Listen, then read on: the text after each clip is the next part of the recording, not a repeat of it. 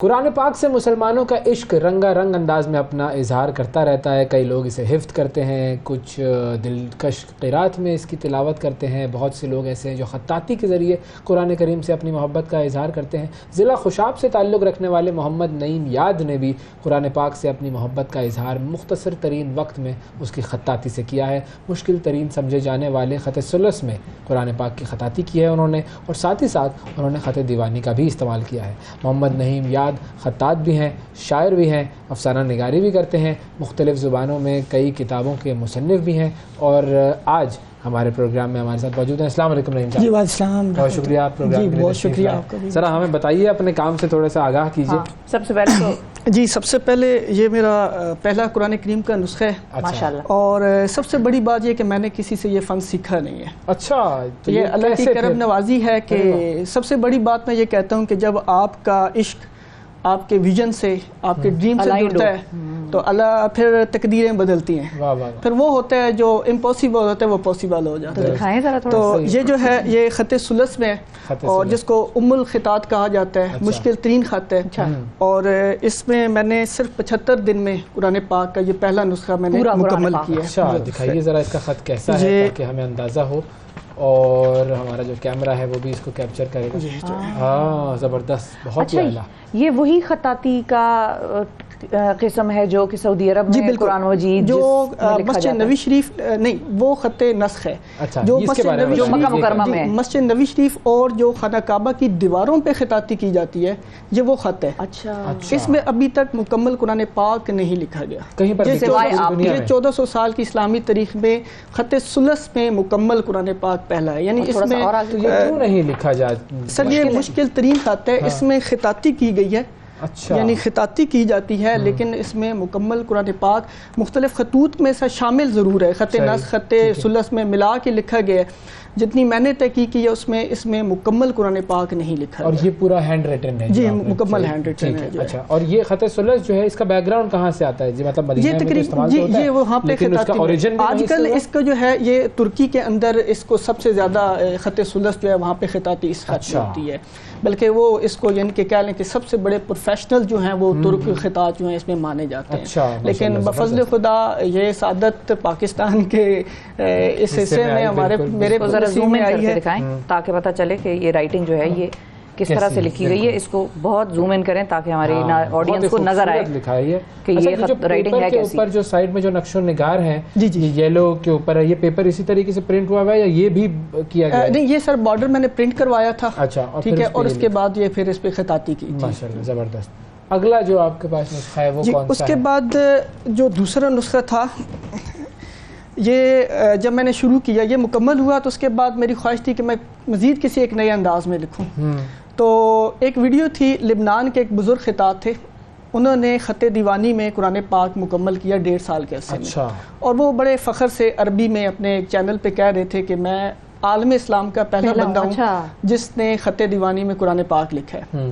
تو ان کے میڈیا نے ہائی لائٹ کیا، لیکن ان دنوں میں نے خط دیوانی میں قرآن پاک شروع کر دیا تھا.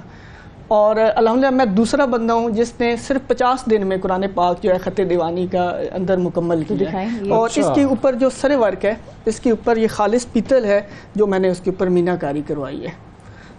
اور اس کا وزن جو ہے وہ 15 سے 20 کلو کے اس پورے نسخے کا جو ہے. جی خط دیوانی کا اندر اسماء الحسنی ہے. اچھا، اور یہ جو ہے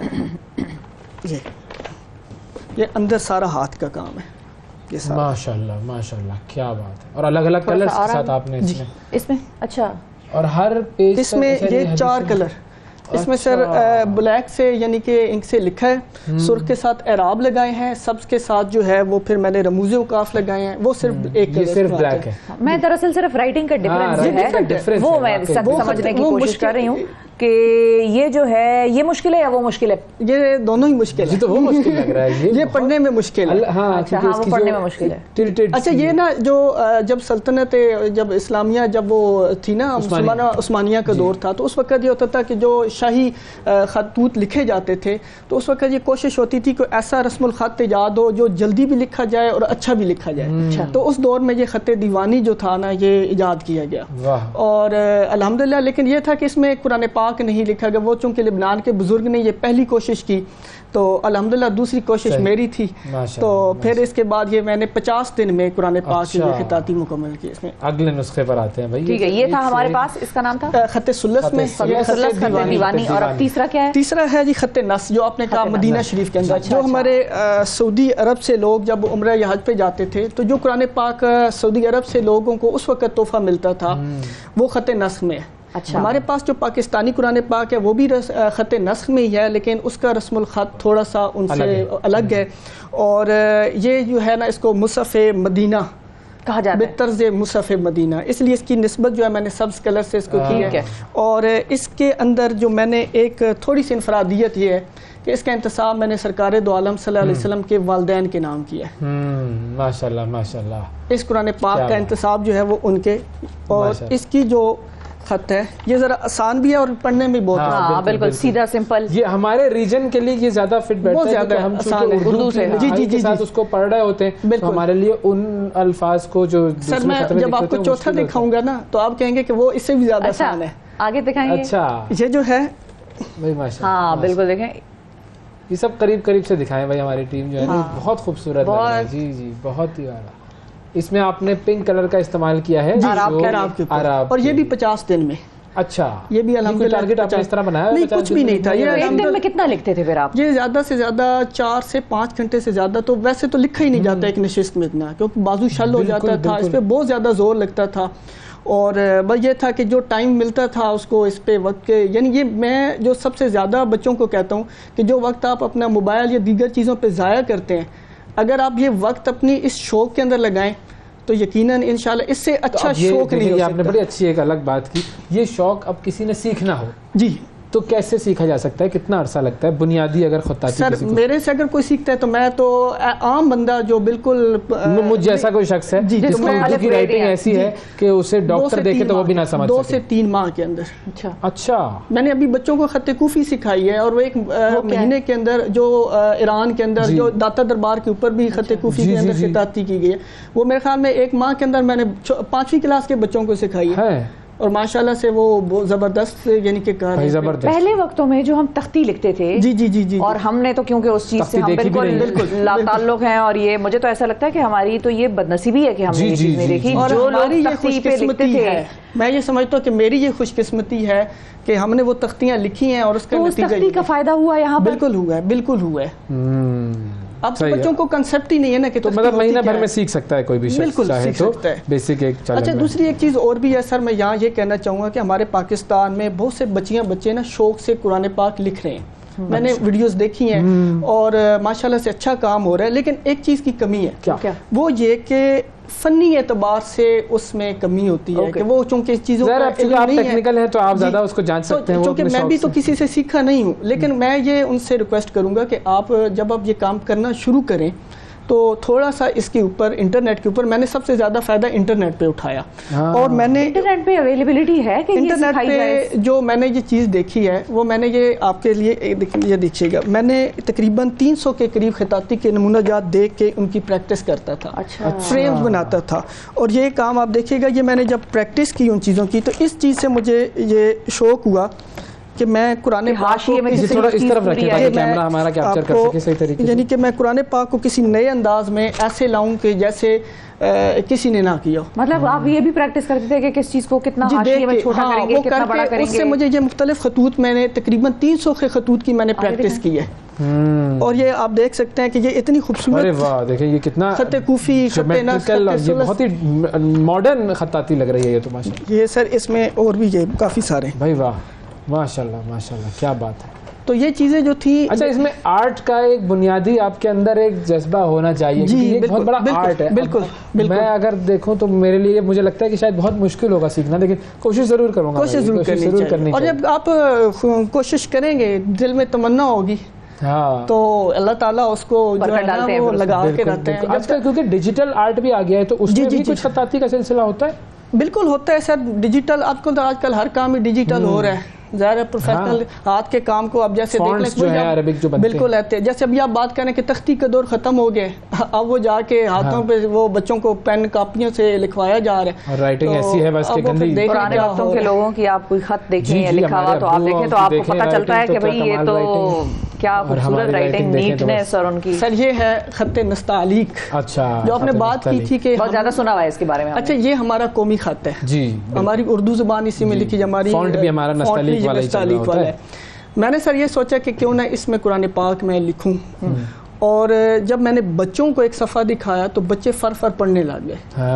اب یہ میں چیز یہاں پہ یہ اکثر کہنا چاہتا ہوں کہ یہ آپ ہمارا قومی زبان اردو ہے, تو ہمارا چونکہ قرآن پاک تو ہمارا پہلا نصب العین ہے کہ آسان کرنا چاہیے اس چیز کو بچوں کے لیے, تو اس کو کم از کم اس فونٹ کے اندر قرآن پاک پبلش ضرور ہونا چاہیے. بالکل, تاکہ بچوں کے لیے پڑھنے میں جو بیسکس ہوتے ہیں شروع میں ان کی آسانی ہو. اور میں نے یہ جو لکھنے کا جو میرا یہ تھا اس قرآن پاک کو چھپوانے کا ہی تھا, لیکن پھر یہ اس کے اوپر اتنے اخراجات ہیں جو بھی میرے اتنے وسائل نہیں ہیں, کیونکہ ایک نسخے پہ یہ اچھا خاصا یہ ہے جی نستعلیق. یہ بھی اس طرف تھوڑا سا رکھیے گا, ہمیں آ رہا ہے نظر. بالکل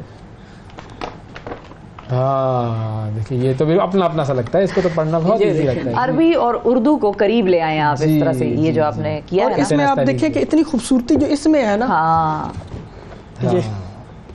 جی یہ دیکھیں, اور اس میں ہر انسان جو ہے نا بڑی انسانی سے ساتھ اس قرآن پاک کو پڑھ سکتا ہے. ماشاءاللہ, بالکل بالکل. یہ میں نے 45 دن میں لکھا ہے. اچھا یہ پورا جو ہے یہ اسی طرح سامنے رکھیں, ایسے ہی سامنے رکھیں تاکہ وہ کیمرہ جو ہے وہ دکھاتا رہے اس کو, بس ایسے ہی جی رکھیں اس کو, بس پیجز نہ پلٹیں. اور یہ آپ نے 45 ڈیز میں لکھا ہے. 45 ڈیز میں, اور یہ تقریباً میرے یعنی کہ چاروں نسخے صرف 220 دنوں میں بنتے ہیں, اور یہ ورلڈ ریکارڈ بھی بنتا ہے اس حوالے سے کہ ابھی تک یعنی کہ عالم اسلام میں کسی بھی خطاط نے 4 مختلف خطوط میں قرآن پاک نہیں لکھا. اور 200 کتنے دن 220 دنوں 220 دنوں میں بھی نہیں لکھا. اچھا یہ کتنا جو ہے وہ ایک قرآن کریم کو اگر لکھا جائے تو اس کے اوپر وقت تو آپ نے بتا دیا 50 دن 40 دن, لیکن اس پہ اخراجات کتنے آتے ہیں؟ سر اس پہ جو اخراجات ہیں نا, اصل میں جو ہمارے یہاں سب سے بڑا المیہ یہ ہے کہ چونکہ اب ہمارا جو المیہ کہ ہمارے جو معاشرے میں یہ چیزیں اب ہماری ترجیحات میں نہیں رہی, اور جب چیزیں ترجیحات میں نہیں رہتی تو ان کے اندر جو چیزیں استعمال ہوتی ہیں نا وہ نہیں ملتی. اب مجھے 2014 میں نے اس قرآن پاک کا بارڈر پرنٹ کروایا تھا, اور مجھے 7 سال لگے اس کا اس کا کہ میں یعنی کہ جب ان کے لیے کوشش کر رہا تھا کہ قلم کون سا استعمال کروں, انک کون سی استعمال ہوتی ہے, تو کوئی رہنمائی کرنے والا بھی نہیں تھا. تو پھر مجھے دکھ ہوا کہ ابھی بھی جو ہمارے مارکر یا سیاہیں وہ ساری جاپان کے ہم استعمال کر رہے ہیں. جاپان تو جاپان ہے, چین کی جاپان ہے, لیکن ہونی چاہیے, اویلیبلٹی ہونی چاہیے. کتنا اخراجات آتا ہے؟ تو یہ تقریباً 1.5 لاکھ سے 2 لاکھ کے قریب ان پہ ایک نسخے پہ خرچہ آ جاتا ہے. اور انک مہنگی ہوتی ہے. انک بھی مہنگی ہے. یہ جو میں نے مارکر استعمال کیے ہیں یہ تقریباً 350 روپے کے ایک مارکر ہے, اور ایک نسخے پہ تقریباً 70 سے 75 مارکر استعمال ہوئے. تو اگر کوئی بچے سیکھ رہے ہوں تو ان کے لیے پھر یہ مہنگا شوق ہے؟ نہیں سر, جب وہ کہنے ہیں شوق کا کوئی مول نہیں, جب شوق آنا ہے نا تو میں نے جب یہ چیزیں دیکھی ہے نا, کہ میں نے یہ چیز دیکھی کہ یہ جو ہے اس کی پلیٹ مجھے اچھی بنانی ہے, تو بس پھر کرنا ہے. اور آپ کا ویسے ذریعہ معاش کا ہے؟ میں سر خود پڑھاتا بھی ہوں الحمدللہ, درس و تدریس سے میری وابستگی بھی ہے الحمدللہ. میں گرافک ڈیزائننگ میں میرا کام بھارت تک جا رہا ہے اس وقت. جو بھارت اردو ادب کا سب سے بڑا میگزین ہے سالس, اس کا ٹائٹل میں ڈیزائن کرتا ہوں. اس وقت میں تقریباً 500 سے زائد کتابوں کے سرے ورک, جس بندے کو ابھی بھارت سے ناول کا سب سے بڑا ایوارڈ ملا ہے, اس کا سرے ورک میں نے بنایا ہے. تو آپ شاعری وغیرہ بھی کرتے ہیں؟ جی شاعری الحمدللہ 12 کتابیں میری شائع ہو چکی ہیں, 3 ایم فل کے تھیسز میری کتابوں پہ ہو چکے ہیں. بھائی ماشاءاللہ ماشاءاللہ. لیکن جو صرف چیز یہ ہے کہ ان چیزوں کو میری جو بڑی خواہش ہے کہ یہ کام میرا کم از کم عرب کنٹریز تک یہ میسج ضرور جائے کہ یار ہم پاکستانی جو ہیں یہاں الحمدللہ یہ کام کر رہے ہیں. جو مجھے چیز کی دکھ ہے کہ میں نے ابھی تک نہ سعودی ایمبیسی کو بھی خط لکھا ہے اس حوالے سے, اور ایران ایمبیسی کو بھی خط لکھا, ایوان صدر کو میں خط لکھا کہ یہ جو نسخہ ہے نستعلیق کے اندر یہ ایوان صدر کی زینت بننا چاہیے, کیونکہ یہ ہمارا قومی خط ہے. بس اس پہ بات کرتے اور اس پہ وہاں پہ اگر یہ پڑھا ہو, اور جتنے بھی وہاں سے باہر کے مسلم کنٹریز کے لوگ آئیں تو ان کو پتہ چلے کہ یہ واحد قرآن پاک ہے جو نستعلیق ہماری قومی زبان میں لکھا گیا ہے. لیکن 2 ماہ ہو گئے ہیں, مجھے وہاں سے کوئی رسپانس نہیں آ رہا. آج کل تو 2 ماہ 2 سال بعد ہی آئے گا, آج تو آ بھی نہیں سکتا. جس حالات میں ہم ہیں. تو لیکن یہ ہے کہ وہ کہتے ہیں نا کہ جب جس اللہ نے اتنا بڑا کام لے لیا ہے نا تو اللہ تعالیٰ آگے وہاں تک بھی ضرور سبب بنائے گا. بالکل صحیح بات ہے. تو کوشش میں لگے ہیں الحمدللہ. اس کی ایک اور میں بات بتانا چاہوں گا کہ جو اس کے پیچھے ایک بہت بڑا محرک ہے وہ یہ کہ جب آپ کسی کے لیے کچھ کرتے ہیں نا معاشرے میں تو اللہ کی ذات آپ کو بہت کچھ دیتی ہے. میں نے 2011 سے 2014 میں اپنے علاقے سے بچوں کے لیے ایک میگزین نکالا تھا مد نظر کے نام سے. میرے ایک دوست تھے وقاص خواجہ, انہوں نے میرا ساتھ تعاون کیا. ہم 2 بندے تھے اور ہم نے پاکستان بننے سے لے کے اب تک بچوں کے لیے خوشاب کی تاریخ میں پہلا میگزین میں نے نکالا. اور اس وقت کیا تھا کہ جب ہم اسکولوں میں جاتے تھے کہ یار آپ ہمیں بچوں کو تھوڑی سی تحریریں دیں, لکھوائیں, اگر خود نہیں لکھ سکتے کسی کی اچھی لگتی ہے آپ ہمیں دیں, ہم اس کی چھاپیں گے, کتنا کانفیڈنس آئے گا بچوں کو. تو ہمیں کہتے ہیں جی ہم اپنا رسالہ نکال رہے ہیں آپ دعا کریں. تو میں نے کہا یار اس مسجد میں نماز پڑھ لو آپ کی نماز ہو جائے گی, تو آپ اپنی الگ مسجد نہ بناؤ. لیکن کیا تھا کہ وہ 3 سال متواتر میں شائع کرتا رہا لیکن جو رسپانس تھا وہ نہیں آیا. تو لیکن اللہ نے مجھے اس کا بدلہ یہ دیا کہ چونکہ اس وقت میں جب وہ ڈیزائننگ کرتا تھا تو فونٹ سے تعارف ہوا, ان فونٹ سے مجھے رائے گاہ نہیں گئی. تو اس سے بڑا مجھے پھر یہ فائدہ ہوا کہ جب تحریریں آتی تھی پڑھتا تھا, ان کو دیکھنا, اس کی خود اصلاح کرنی. آج الحمدللہ اردو میں, انگریزی میں اور پنجابی میں 3 زبانوں میں میری کتابیں چھپ چکی ہیں. اور ابھی ریسنٹلی میری پرسوں جو ہے ایک کتاب آئی ہے وہ اسکیچ بک. اچھا جی, اسکیچ بک جو ہے نیچر کے حوالے سے, مائی ورلڈ آف نیچر. تو وہ کیا ہے اسکیچ بک؟ یہ جو ہے اس میں میں نے مختلف نیچر کے اسکیچز جو ہیں یہ میں نے ہاتھوں سے بنائے. اچھا زبردست, یہ چیزیں. ویری گڈ, آپ پورے آرٹسٹ ہیں سر.